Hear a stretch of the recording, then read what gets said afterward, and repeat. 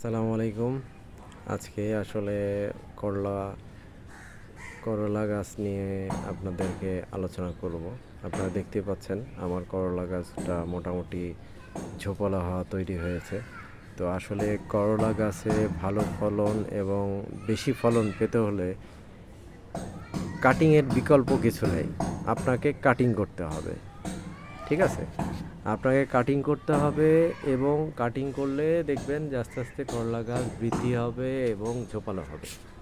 আপনি দেখতেই পাচ্ছেন আমি কিছুদিন আগে আমি এইখানে অবাঞ্ছিত ব্রাঞ্চগুলো সব কেটে ফেলে দিয়েছি। কেটে ফেলে দেওয়ার কারণে অনেকটা হালকা হয়েছে এবং উপরের দিকে আস্তে আস্তে বৃদ্ধি হচ্ছে।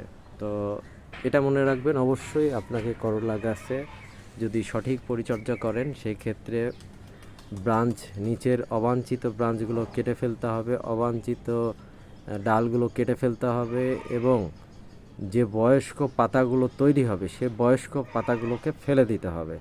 যেমন আমার এখানে কোনো বয়স্ক পাতা নাই, সব আমি ফেলে দিয়েছি। আপনারা দেখতেই পাচ্ছেন বয়স্ক পাতা কোনো নাই, এগুলো সব ছোটো ছোটো পাতা এবং এগুলো নতুন পাতা। এই যে এটা বড় দেখছেন, এটাও কিন্তু বয়স্ক পাতা না, এটা বড় হয়েছে কয়েকদিন হলো, কিন্তু আমার পূর্বের ভিডিওগুলো দেখলে আপনারা দেখতে পাবেন যে বয়স্ক একটা পাতাও আমার এইখানে নেই। অনেক দিন করলা গাছের আপডেট দেওয়া হয় না, যার দরুন চিন্তা করলাম যে আজকে করলা গাছ নিয়ে কথা বলি আপনাদের মাঝে। তো করলা গাছ আপনি যত কাটবেন ততই ঝোপালো হবে।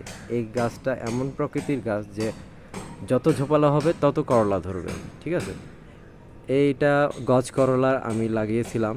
তো আমি আরও নতুন করলা নিয়ে আসবো, বাবু করলা, তারপরে তৃপ্তি করলা, যেটা হচ্ছে ইস্পানি কোম্পানির। অলরেডি আমি জার্মিনেশন করেছি, আমি ওয়ান টাইম কাপে প্রস্তুত করতেছি, কয়দিনের ভেতরে সেটা আমি জিও ব্যাগে স্থানান্তর করব। তো আপনারা অবশ্যই করলা গাছকে ঝোপালো এবং বেশি ফলন পেতে হলে অবশ্যই অবশ্যই কাটিং করবেন এবং অবাঞ্ছিত যে ব্রাঞ্চ নিচে থেকে হবে সেগুলো কেটে ফেলে দিবেন এবং করলা গাছের পুরাতন পাতা ফেলে দিলে নতুন পাতা গজাবে এবং অনেক ঝোপালো হবে।